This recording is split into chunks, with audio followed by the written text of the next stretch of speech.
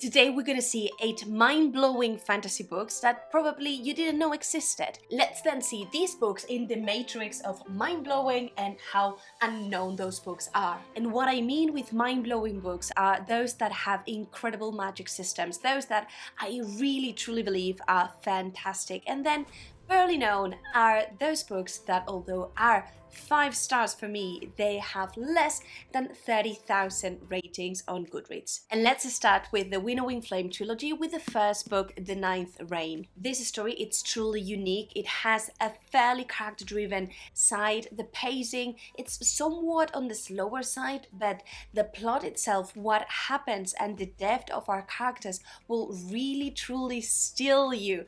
And there's this mystery that needs to be unraveled. There's a blend of fantasy, of horror, of almost sci-fi also in here. Wait, this is interesting. And the premise is that in this world where different species live, every now and then there's these different wars called reigns. The thing is that now they know that a new reign is coming, but they do not remember how to fight it, who are the enemies, and you as a reader won't know that either. The characters are really nuanced, the motivations feel real, the stakes are high, and I promise you that you will be surprised. We move then to the Stardust Thief, which is a release of last year, and this one, it's so great because the ambience, it's truly unique. What I loved about this book the most, it's the idea of having a djinn, these incredible mesmerizing ambience, and how unique the main character felt. She was brave, but she was also very flawed. We'll have this main character who has this djinn as a partner, as a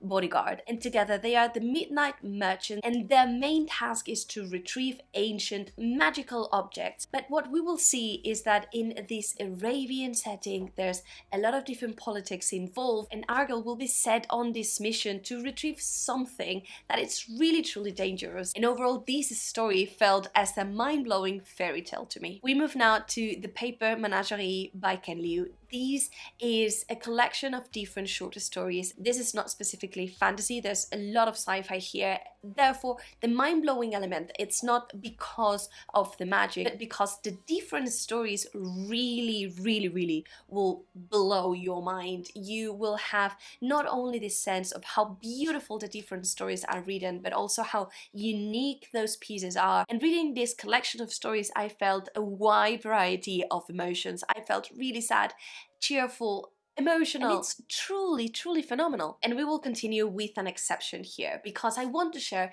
The Emperor's Soul by Brandon Sanderson. Now, this one is known, right? It has way more than 30,000 ratings on Goodreads, but I still believe that for how popular Brandon Sanderson is, this short, incredible story, it's truly underrated. Why no one is really talking about this more? The magic system, it's truly compelling. There are 2 different types of magics here. In one side, we'll have Argyle, who is able to craft different objects and, you know, change their essence, and in the other one we will have blood magic. And there's also super character driven, but in a way that will make you feel a lot because it's super short. The pace was super fast and the story itself was also very well done. The premise is that we will have Argyle that will need to retrieve and craft anew the soul of the emperor if she wants to remain alive. And let's move next to one of the best books that I've read this year so far, and that is A River Enchanted. This is part of a duology. It is phenomenal. I cannot convey enough how much I love this and how mad I am that more people is not talking about it. The magic here, it's more of a soft magic system. We'll have this capacity of one of our main characters to craft beautiful music, and due to that music he can modify and do something with the different spirits that live in this island. And this is such a blend of a beautiful narration with incredible world building, a mesmerizing setting, and honestly, this is super character driven. We will have 4 main points of view. We will shift the story towards these different personalities and they feel mature. There's so much beauty, but at the same time so much drama, and the stakes are really high. The first book begins with a mystery at its core because we will have one of these main characters coming back into this Scottish island because it seems that girls are missing. But I promise you that you will feel mind blown with how beautiful the story of the spirits is, with how incredibly well crafted everything it's told, and I just adored it. And continuing with favorites, let's move to The Drowning Empire with the first book, Bonshar's Daughter. This is hands down my favorite hard magic system. I loved it, and that is a lot, right? Like Brandon Sanderson does incredibly things, and I really love Mistborn, but this one, it's really creating something in me. I find this to be creepy but cool, and I just adored it. This is a blend of fantasy, sci-fi, and horror at the same time. The magic system here, it's based on bone shard magic, so we will have these very selected people that are able to inscribe bones and then put these bones together in this kind of creatures and command those creatures. So we will have these constructs doing a lot of stuff, and that can be commanded. We will have also a fair amount of different points of view here. In the first book, I believe are 5 or 6, and then in second book are narrowed down to the 2-3 main points of view. Adore this book from the first page to the last one. The premise here is that we will have this empire where we'll have one of our main characters that is the daughter of the emperor, and she doesn't remember anything, so she will need to start and learn anew this bone shard magic if she wants to rule the kingdom. And on the other hand, we will have this anti-hero kind of person who will find himself being someone of importance in this moment where the different islands are drowning and no one really knows why. There's also an animal companion. I just adore it. And let's move now to the only young adult fantasy book that I have in this list, and that is Only a Monster.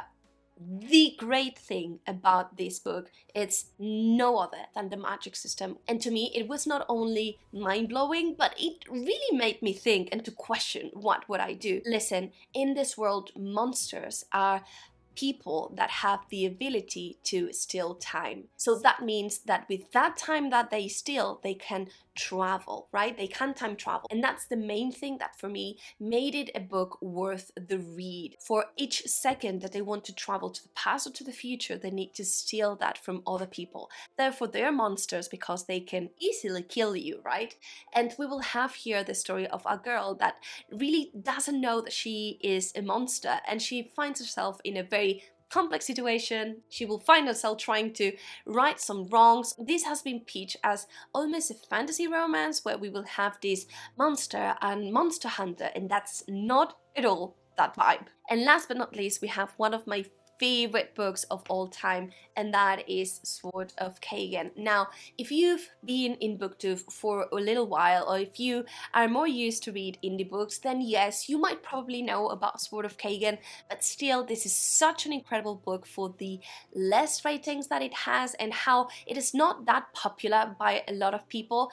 And this is incredible because not only it has elemental magic, which to me it's my favorite soft magic system, but we will also have this feudal Japanese setting with incredibly well-crafted characters. It's gonna be pretty character driven, but the story is just so good. There's some lines that are so heartbreakingly beautiful and sad. I cried like a baby with this book more than once, and at its core we will have the story of this family called the Matsudas, who are kind of like the last resort towards the invasion, and they still hold themselves to these samurai ways, and they will need to step up when a potential invasion happens. Each of these characters, I assure you, will remain with you forever. Please pick it up. Let me know down below if you know more books that are mind-blowing but that are not that well known, because I'm definitely here to read them. And if you want to complement this list with more popular well-known books, I really recommend you to watch this video so that you can have a complete list for your TBR.